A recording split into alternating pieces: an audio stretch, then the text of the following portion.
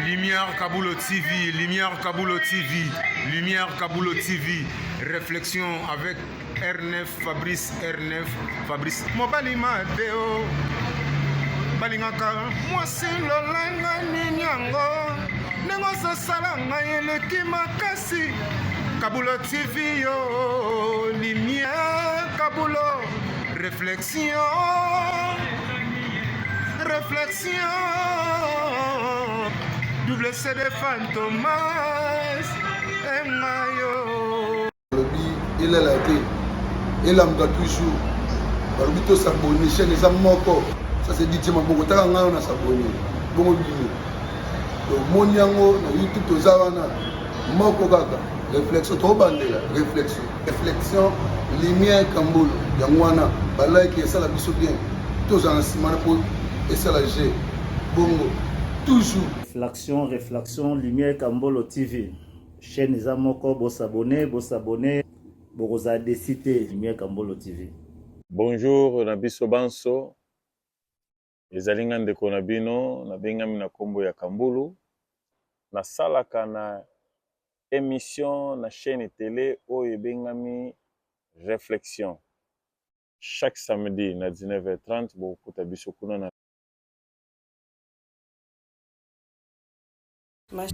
napesi mbote na bandeko nyonso oyo toza batali mpe balandi ya réflexion nga love naye lisusu na kati ya réflexion na biso mpona korépondre motuna ndenge ezalaka kaka komi habitude. Motuna etunami ndeko na biso mwasi atuni swati azoloba nani ayebisi yo ke mobali ya vi na yo akoki kozala kaka célibataire. Tango mosusu pe mobali ya vi na biso akoki pe kozala omi marié. Ou bien na langage mosusu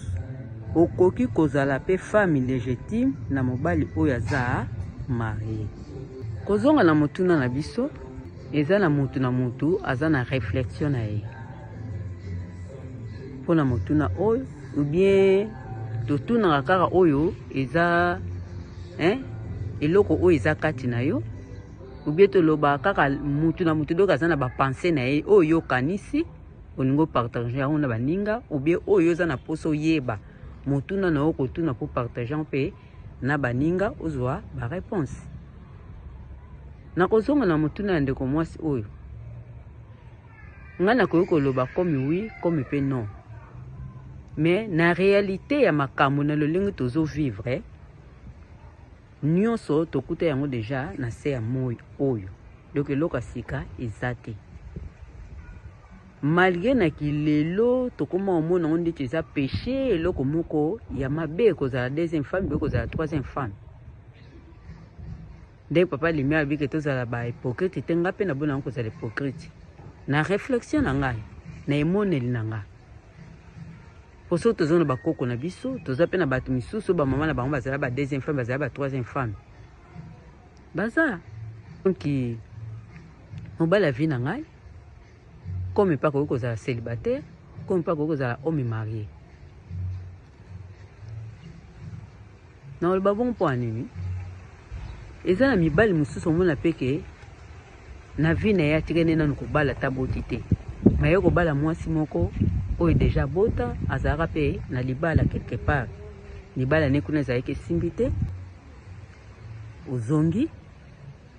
oyo kokutana pe na mobali oyo azalaki pe na libala ye pe simbi te bokangani lisusu bokomosala ya bino famille tota malamu soto bakio deuxième femme à cause de la femme légitimité ya homme marié. Tant to bala na église bien améré, tant to lata na alliance. Eza maloba oyo to lobaka. Na passe na bisengo to kozala ensemble. Ngane to kabona kaka tiliwa. Mezana mabala misusu. Babala ni na civil, religieux. Mais 6 mois, une année, au moins libala wana ekufi. Nga moko naza témoin. Yandeko moko wa mwasi tozala ni babala moko, tozalaka na ye po déjà longwa mariage coutumier na ye bapara na ye na ntongo bakaba biloko pa bavoisin mais mwana mwasi wana bali kaka libala 6 mois petite sœur na banda kokanga fi wana suki ndenge abalaka kei après 6 mois aye kozonga ntango azonga ekangisa suki pa petite sœur nanga na telefone ntango azosola na moninga na ye suto oyoka moninga na obondela ye limbise kaka azonga na libala na boyi mwa mwasi wana boyi mais azalaki na libala ya kafu-kafu mariage na ye ezalaki kafu-kafu mais libala nisa nini pas même une année libala esili sikoyo soki oza ke femme légitime oyo balati alliance bolapani bandaye libala wana ekufaka mpo na nini po yo mwasi balati alliance fale pa libala wana ekufa libala na fo ezalaka ti liwe kokabula bino me toomona ngo ke eza bongo te mabala misusu mpe komona ke deuxième femme nde omona asupporte ntina suka eza na bamisusu mpe mabala yoko mobali nanga bomwana mwasi nanga bomwana me komi na etape mo boye mwasi bomwana mobali bomwana bokabwani mobali ake koto mosusu abali mwasi bake koto mosusu abali mosusu yoko mobali nanga souffrance o mwasi nanga souffrance me lobi lobi omona mobali soki azwi akeluka relation mosusu omona mpe atiki mwasi souffrance akeluka mosusu oyo basouffre na ye te akomosepela na bisengo wana ti banuni liweka boli bango donc ata toboyi yango so tobanda osala baanalyse de conscience omonake mwa mwasi oyo azali na raison donc deuxième femme mpe akoki kozala femme légitime ya homme marié eza na garçon moko anda ofutela epai na biso mama na bango azala premier bureau mais mama wana akufaka avant atika kutu bana mikie mpe bana na bandeko ya mama na bamima bamakenda kobokola bango mais deuxième femme atikalaki na mobali ti banuni vraimen mponga mpe nakende ebembe wana papa wana akufi deka tokundi papa wana lobi nango sango ye lisusu mwasi mpe akufi mwasi wana siko azalaki deuxième femme ya papa wana ye mpe akufi soko anunaki na première femme non doki eza kaka bongo mosusu mpe okoki kozala premier bureau mobali alingi deuxième femme omona mpe mobali azolinga deuxième femme koleka premier bureau mosusu mpe okozala premier bureau mobali abaleli deuxième femme abali troisième femme omona ke bonuni bino nyonso assemble ti liweka boli bino deuxième femme wana mpe asali famille na mobali wana baboti bana baza assemble toloba nini kaza femme légitime te ti mobali akufi atiki malgré komaka deuxième femme aza makango troisième femme aza makango tolobela yango kaka bongo mais soki tobanda ozonga na baréalité ya vie ye mpe baboti basali famille bana na mpe baza tokobenga bango banani be mwasi wana tokobenge nani aza légitime mpe aza mpe femme légitime ya homme marié wana donc echange nango te donc mpo na ngai bien mpo na réflexion na ngai deuxième femme mpe akoki kozala femme légitime ya homme marié comme peut-être mosusu troisième femme po soki okutaki première fois yasimbi te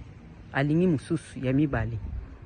ou bien aza na oyo ya liboso alingi mpe ya mibale lisusu bino nyonso bozalaka ensemble donc aza na oyo ya liboso aza na oyo ya mibale po mibale ni mutu babalaka basi mibale basi misato biso basi jamais tobala mibale misato bovandi ndako moko ezalaka te kaka mibale nde mutu babalaka bavandaka na basi bongo na kati ya ndako donc na réflexion nanga deuxième femme mpe aza femme légitime akoki kozala femme légitime ya homme marié donc na lolenge toboya ko deuxième femme eza mabe troisième femme eza mabe eza péché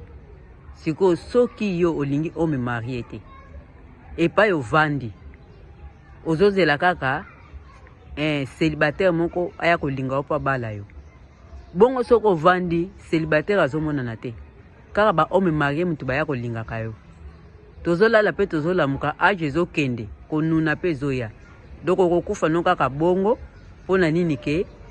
célibataire amona nte po abala yo yango naloba ke kaka te bapremier bureau nde baza bafamille légitime epai ya mibali parce que soki eza bongo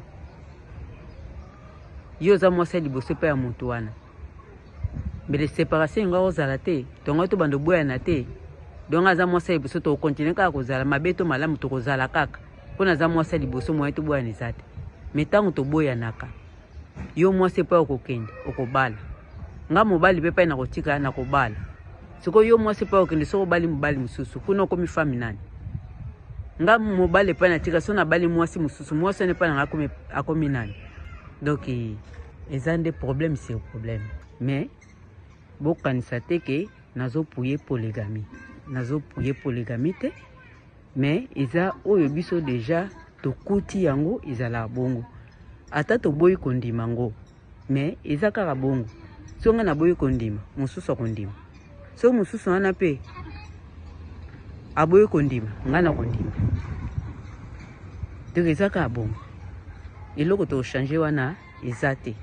yango nde eza réflexion na nga mpe tokutani